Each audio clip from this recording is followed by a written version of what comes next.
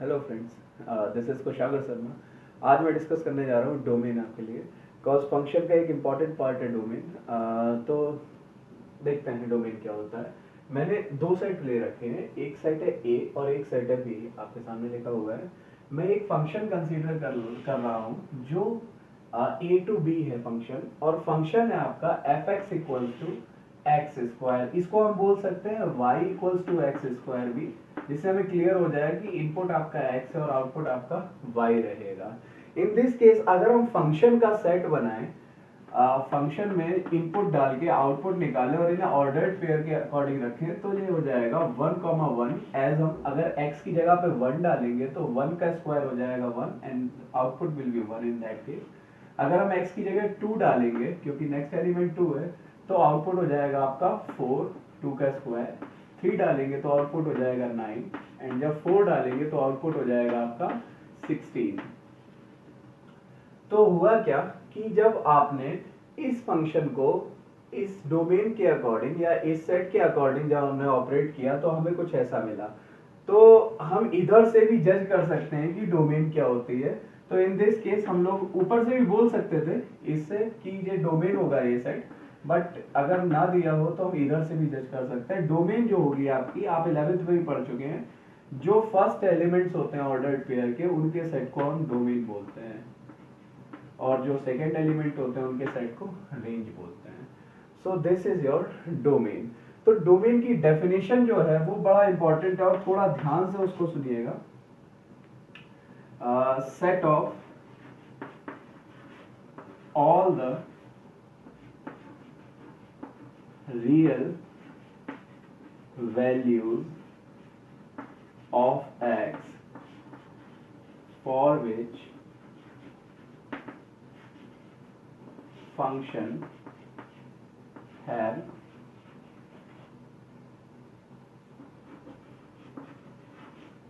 real and defined values।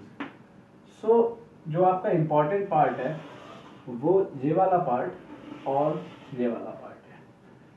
हमें x की वो सारी रियल वैल्यूज बतानी है जिनको फंक्शन में डालने पे function real value they and defined value they. Defined value का मतलब है इनफाइनाइट उस फंक्शन में ना आए, ऐसी x की वैल्यू को हम एक्सक्लूड करेंगे जिनके लिए फंक्शन इनफाइनाइट देगा या इमेजिनरी देगा। रियल का कॉन्ट्राडिक्टरी इमेजिनरी होता है। तो उन सारी वैल्यूज के सेट को हम डोमेन बोलेंगे। मैं एक बार फिर रिपीट कर रहा हूं, वो सारे रियल वैल्यूज x की जिनके लिए function real and defined values they, उन्हें हम डोमेन बोलेंगे। अब है क्या, अगर मैं एक एग्जांपल के थ्रू इसको समझाने की कोशिश करूं,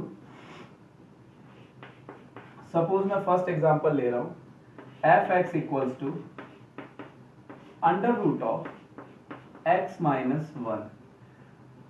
इसकी मेरे को डोमेन निकालनी है। तो अभी सबसे पहले हम डेफिनेशन के अकॉर्डिंग चलते हैं। हमें x की वो वैल्यूज रखनी है जिसके लिए फंक्शन का आउटपुट रियल रहे या डिफाइंड रहे। फंक्शन का आउटपुट तभी रियल, अब आप इक्वेशन के अकॉर्डिंग समझना, फंक्शन का आउटपुट तभी रियल रह सकता है जब आपका x माइनस 1 पॉजिटिव रहे, क्योंकि रूट के अंदर अगर नेगेटिव हो गया तो वो अपने आप ही इमेजिनरी हो जाएगा। तो मेरे लिए एक सबसे बेसिक कंडीशन होगी फंक्शन की वैल्यूज को रियल लाने की, वो कंडीशन हो गई कि x माइनस 1 जो है वो आपका 0 या 0 से बड़ा रहे, क्योंकि उससे छोटी वैल्यूज अगर हो जाएंगी तो अंडर रूट के अंदर नेगेटिव आ जाएगा।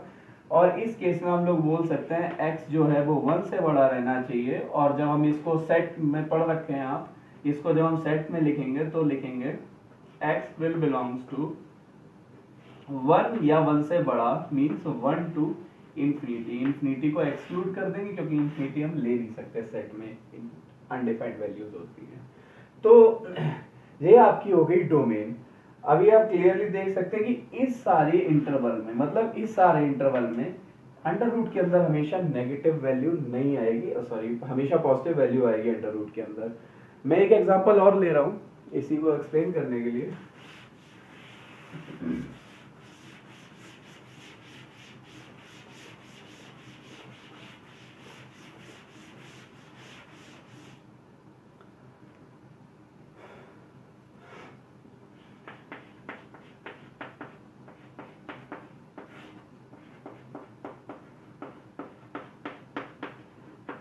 अगर सपोज इस फंक्शन की हमें डोमेन निकालना है तो इस फंक्शन में रूट नहीं है, इसका मतलब है हमें ऐसा कोई टेंशन नहीं है कि अंडर रूट के अंदर नेगेटिव या इस वैल्यू इस पूरे इक्वेशन को पॉजिटिव रहना चाहिए, ऐसा कोई कंपल्शन नहीं है।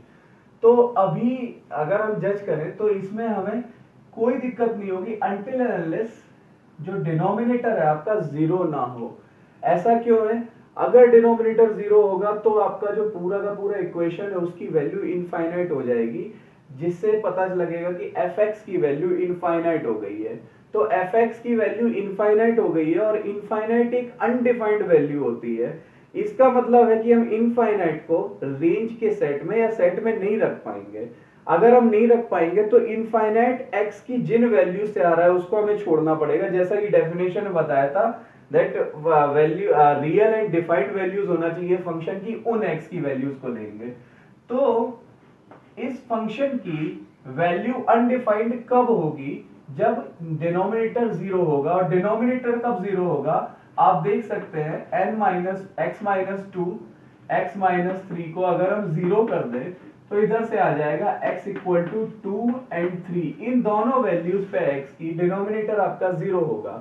तो हम बोल सकते हैं कि x जो है वो सारे रियल नंबर को बिलोंग करेगा एक्सेप्ट टू एंड थ्री, क्योंकि इन दोनों पे फंक्शन इनफाइनाइट वैल्यू देगा जो कि हम सेट में नहीं रख पाएंगे और वो हमारा डोमेन के अंदर नहीं आएंगे फिर two and three. I guess आपको समझ आ गया है। नेक्स्ट एग्जांपल लेता हूं मैं कोशिश कर रहा हूं हर टाइप के क्वेश्चंस को कवर करने की, but unfortunately I can't cover all the topics, all type of questions actually. तो इस केस में आप देखते हैं, अभी आप देख सकते हैं under root of 9 minus x square लिखा है। 9 minus x square under root में है, इसका मतलब है 9 माइनस एक्स स्क्वायर को पॉजिटिव रहना पड़ेगा, क्योंकि नेगेटिव होता है तो रूट के अंदर नेगेटिव आता है। रूट के अंदर नेगेटिव आने का मतलब है कि इमेजिनरी वैल्यू, इसका मतलब फंक्शन जो है इमेजिनरी हो जाएगा। कब? जब 9 माइनस एक्स स्क्वायर आपका नेगेटिव रहेगा। तो हमारा जो मैंडेटरी चीज है वो है 9 माइनस एक्स स्क्वायर को पॉजिटिव करना। अब इनइक्वालिटीज आप पढ़ रखे हैं, मैं आशा करता हूं आपने इनइक्वालिटी पढ़ रखी है। मैं इसको उस साइड ले जा रहा हूं, तो इधर से मिलेगा x square minus 9 less than equals to 0। इसका जब मैं फैक्टर्स करूंगा तो आएगा x minus three x plus three less than equals to 0। और हम इसको नंबर लाइन पे जब रिप्रेजेंट करेंगे तो 3 से बड़ी वैल्यूज के लिए सारा का सारा इक्वेशन पॉजिटिव रहेगा। माइनस 3 से 3 के बीच की वैल्यूज, जब हम इसमें कोई भी इसके बीच की वैल्यू डालेंगे हमें नेगेटिव मिलेगा, और माइनस 3 से छोटी वैल्यूज के लिए पॉजिटिव। ऑन द होल हम इसको वीवी कर्व से भी समझ सकते हैं अगर आपको पता है तो हमें अभी फिलहाल के लिए वो वैल्यूज चाहिए जिसपे वो x की वैल्यूज चाहिए जिसपे ये वाली पूरी इक्वेशन जो है नेगेटिव रहेगी। और ये पूरी इक्वेशन नेगेटिव रह रही है आपकी इस इंटरवल में। ये इंटरवल हो जाएगा आपका x belongs to minus three to three, और माइनस थ्री और थ्री को लेना है बिकॉज इन दोनों को लेने से ये इक्वेशन जीरो हो रही है और इक्वलिटी भी लगी हुई है जीरो के साथ, तो इस वजह से इसको भी लेना पड़ेगा। तो इसकी डोमेन हो जाएगी आपकी इतनी। मतलब इस इंटरवल में जब भी हम कोई भी वैल्यू x की उठा के इस इक्वेशन में रखेंगे तो हमें fx की हमेशा रियल वैल्यू मिलेगी एंड डिफाइंड वैल्यू मिलेगी। आई गेस आपको समझ आ गया। मैं एक और एग्जांपल लेता हूं इसका। मैं ऐसे कुछ क्वेश्चंस असाइनमेंट में लिंक भी करूंगा, आप चाहें तो उसको ट्राई कर सकते हैं। अच्छा, इसमें अगर मैं थोड़ा कॉम्प्लिकेशन करना चाहूं, अभी मैंने रैंडम वैल्यू ले ली, लेकिन अगर आपके पास कंपल्शन है कि आपको केवल इंटीजर वैल्यूज ही चाहिए, आप रैंडम वैल्यू नहीं ले सकते। अगर in case you want only integer values, तो हमारा इस इंटरवल में, देखिए ये वाला जो इंटरवल है ये तो मैंडेटरी है, इस इंटरवल के बाहर आप नहीं जा सकते हैं इस फंक्शन को लेके। और अगर कंपल्शन लगे कि x इंटीजर होना चाहिए तो इंटीजर भी हम इसी इंटरवल में लेंगे और कोई इंटरवल में नहीं ले सकते इंटीजर। तो अगर हम x को इंटीजर केवल इंटीजर वैल्यू लेना है x की, इन दैट केस जो x होगा आपका इस इंटरवल में जितनी भी इंटीजर वैल्यू आएंगी उन्हीं को सेटिस्फाई करेगा, और वो इंटीजर वैल्यूज आपके सामने लिखी हुई है। ये रही। तो अगर x इंटीजर है और जो फंक्शन की डोमेन निकालना है, इन दैट केस आपकी डोमेन इतनी हो जाएगी। बस इतना याद रखिएगा, ये बेसिक है, इसके बाहर फंक्शन कभी नहीं जा पाएगा। इसके बाहर नहीं जा पाएगा तो इंटीजर हो या नेचुरल नंबर हो, जो भी हो, आपको इसी के अंदर ही रखनी पड़ेगी। नेक्स्ट क्वेश्चन पे मूव करते हैं हम लोग।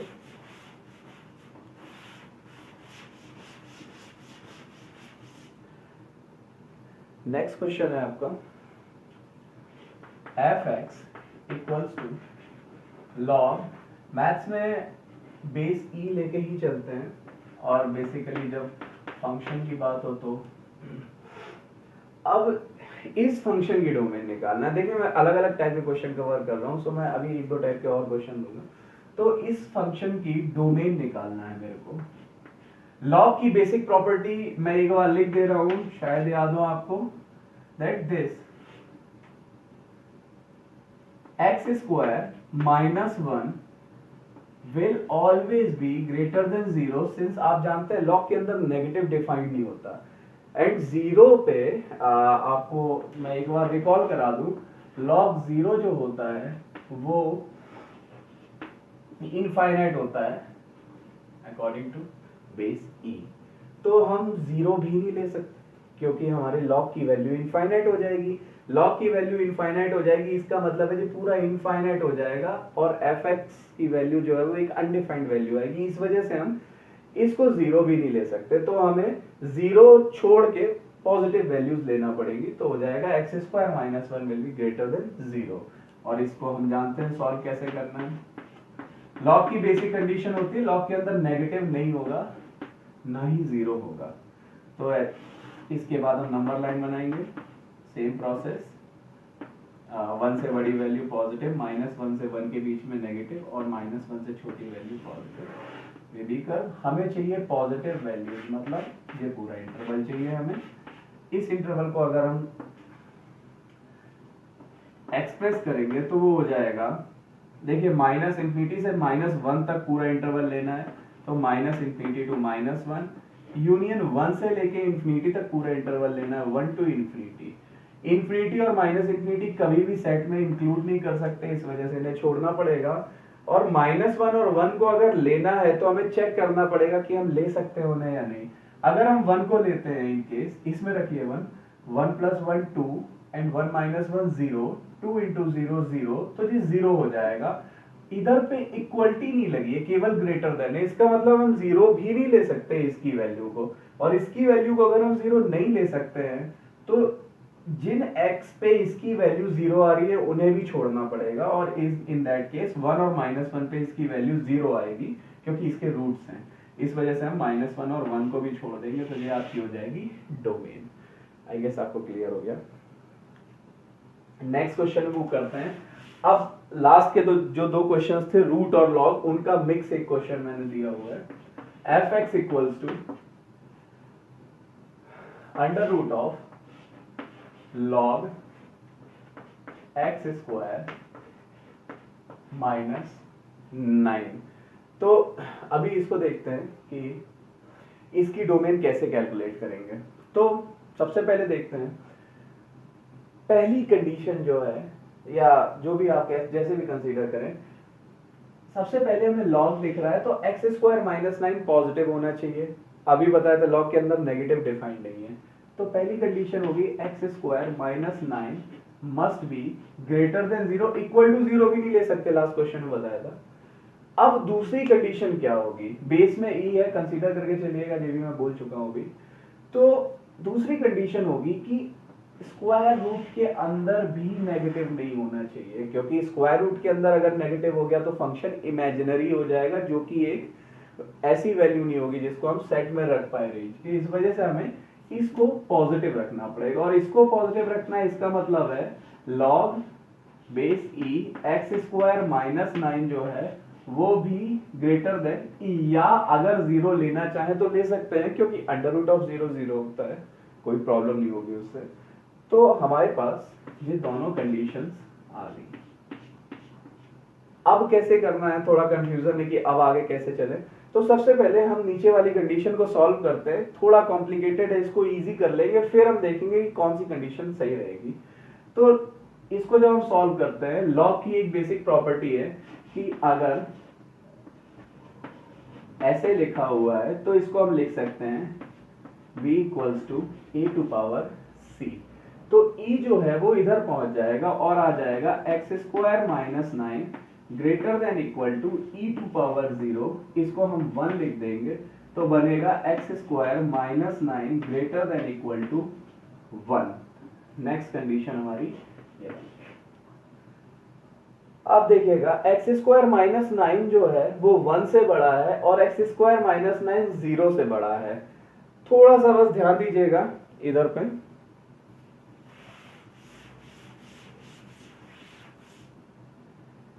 एक बेसिक चीज बता रहा हूं आपको। दो फंक्शन है सपोज,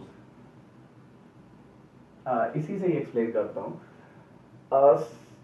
ध्यान से सुनिएगा, अगर एक्स स्क्वायर माइनस 9 0 से बड़ा है, सपोज 0 से बड़ा हम कोई एक नंबर ले रहे हैं, सपोज 0.5 ले लिया एक्स स्क्वायर माइनस 9 को।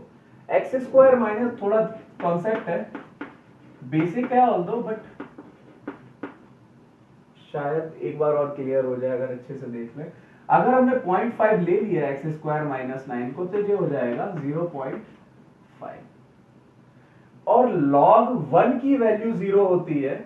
आई गेस आपको पता है, केमिस्ट्री में भी आप कई बार कर चुके हैं इस चीज को।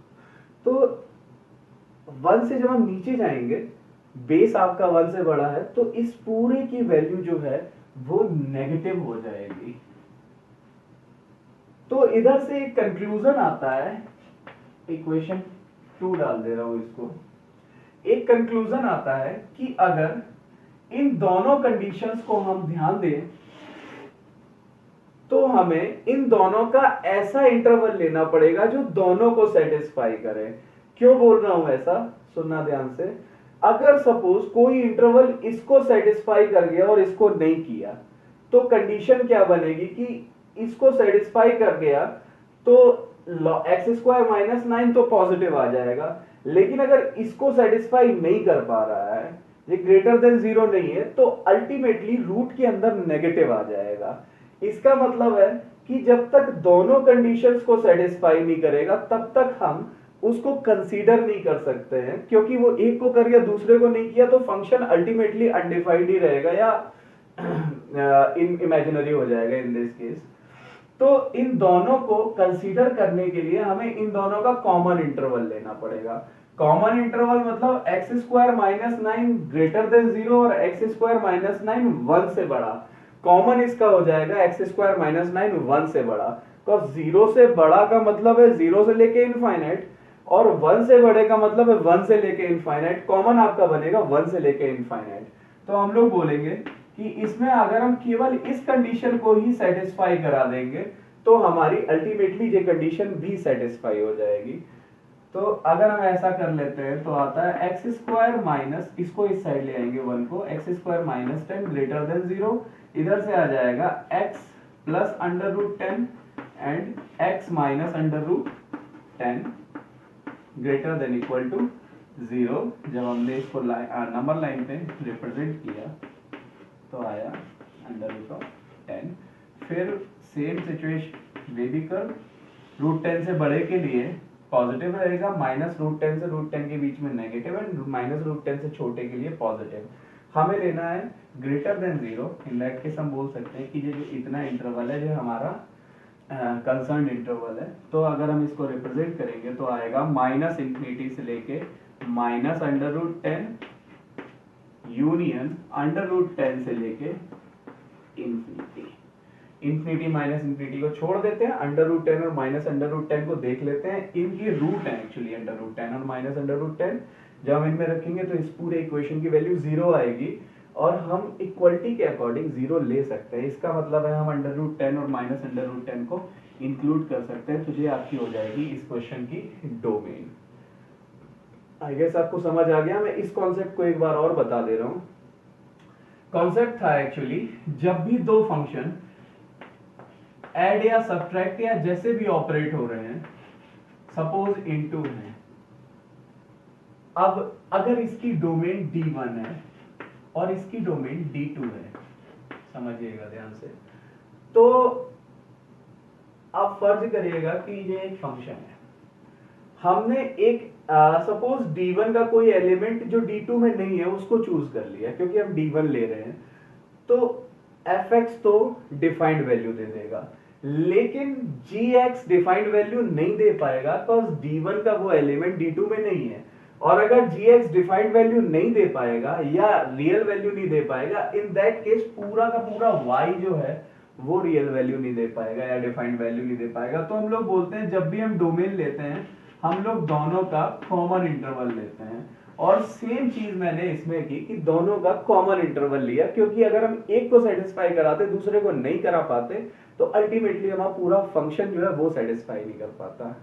आई गेस आपको ये चीज समझ आ गई। बस एक एग्जांपल और जो थोड़ा सा बेसिकली बोर्ड में तो ये क्वेश्चन भी नहीं पूछा जाता है और जो नेक्स्ट दे रहा हूँ वो भी नहीं पूछा जाएगा, मेंस में थोड़ा क्वेश्चंस आ जाते हैं इस टाइप के जो अभी बताने जा रहा हूँ मैं, तो थोड़ा ध्यान से समझिएगा इसको।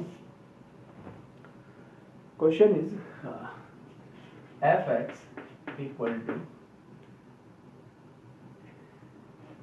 x plus 3 c 6 minus x, ये कॉम्बिनेशन वाला सी है। तो इनमें कंडीशंस होती है, जैसे भी मैं कंडीशन भी बता दे रहा हूँ। सपोज NCR लिखा हुआ है, so n will be greater than equal to r, first condition होगी n must be greater than equal to 0 and integer positive integer, and r will be greater than equal to 0 and positive integer. ये तीन conditions होती हैं अगर आप C या P को operate कर रहे हैं तो चलते हैं इन तीनों कंडीशन के अकॉर्डिंग जो भी रिजल्ट निकलेगा वो हम देखेंगे। सबसे पहले कंडीशन लगाते हैं n greater than equal to r, मतलब x प्लस 3 जो है वो r से बड़ा यानी 6 माइनस x से बड़ा रहेगा। इसको जब हम ऑपरेट करेंगे तो आ जाएगा, x को हम लेफ्ट साइड ले आते हैं, इधर हो जाएगा 2x और 3 को उस साइड ले जाएंगे तो वो माइनस का 3 बन जाएगा, इधर आ जाएगा 3, इधर से आ जाएगा x greater than equals to 3/2। एक चीज और याद रखिएगा, x जो है वो पॉजिटिव इंटीजर ही रहेगा। तो इतना आ गया, इसको हम कंडीशन नंबर 1 डाल देते हैं। नेक्स्ट कंडीशन अप्लाई करते हैं n greater than equal to 0 and integer plus, so x plus 3 must be greater than equal to 0 and integer भी होना चाहिए x प्लस 3 को। तो चलते हैं देखते हैं, इधर से आएगा x greater than equal to -3। एक चीज याद रखिएगा कि इसको हमें इंटीजर भी रखना है, तो इतना बना। अभी x greater than equal to -3 ये आया, तो इसके अकॉर्डिंग अगर हम सेट बनाएं x का तो उसमें क्या क्या वैल्यूज आएंगी, केवल इंटीजर पॉजिटिव इंटीजर वैल्यू लेना है तो x प्लस 3 को पॉजिटिव इंटीजर रखना है। इन दैट केस -3 से बड़ी वैल्यूज होनी चाहिए, तो हम लेते हैं -3 -2 -1 0 1 and dot dot dot dot. इन सारी वैल्यू पे x प्लस 3 जो है पॉजिटिव इंटीजर रहेगा और 0 से बड़ा रहेगा। तो एक इक्वेशन जो हो गई, इक्वेशन क्या है, सेट बन गया। एंड थर्ड कंडीशन लगाते हैं कि 6 minus x must be greater than equal to 0 and 6 minus x must be integer positive integer. तो 0 से बड़ा एंड पॉजिटिव इंटीजर होना चाहिए। इन दैट केस हम लोग बोल सकते हैं x जो है वो 6 से छोटा होना चाहिए। x जब 6 से छोटा रहेगा और x 6 माइनस एक्स को पॉजिटिव इंटीजर भी रखना है, तो हम क्या क्या ले सकते हैं देखते हैं, ध्यान से देखिएगा थोड़ा। 6 से छोटा, अच्छा मिनिमम कहां तक जा सकता है इसको देखते हैं। इधर पे अगर हम सपोज 6 रखते हैं तो हमें मिलेगी वैल्यू 0। अगर हम 5 रखेंगे तो हमें मिलेगी x 6 माइनस एक्स की वैल्यू 1। 4 रखेंगे तो 6 माइनस एक्स 2 मिलेगा, और अगर हम 3 रखेंगे तो 3 मिलेगा, 2 रखेंगे तो 4 मिलेगा, 1 रखेंगे तो 5 मिलेगा, 0 रखेंगे तो 6 मिलेगा। अब हम -1 रखेंगे तो हमें मिलेगा 7। इसका मतलब है 6 से छोटे जितने भी इंटीजर हैं सारे के सारे सेटिस्फाई हो सकते हैं। तो हम इसको लिखने जा रहे हैं -2 -1 0 1 2 3 4 5 एंड 6। ऐसा आ गया कुछ, इतना एक जो आ गया थर्ड।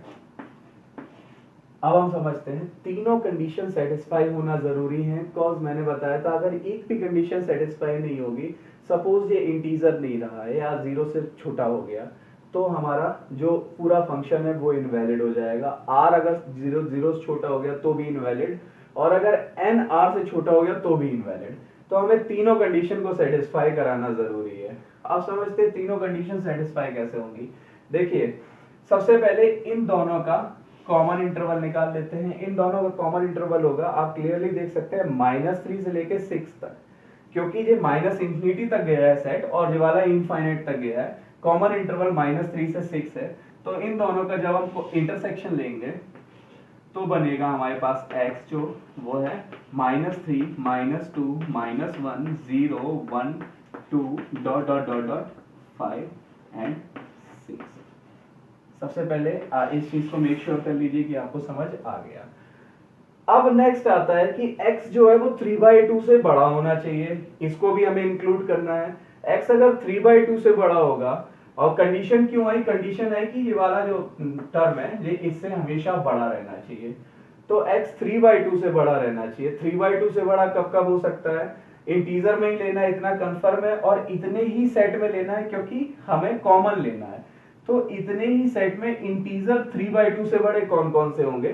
तो जब हम इसको हम फोर्थ डाल दे रहे हैं, 1 एंड 4 का इंटरसेक्शन लेंगे तो हमारे पास जो x आएंगे वो आएंगे, आप क्लियरली देख सकते हैं 3/2 से बड़े, और इस सेट के अंदर कौन कौन से इंटीजर होंगे, इंटीजर हो जाएंगे 3/2 1.5 होता है, तो 2 3 4 5 एंड 6।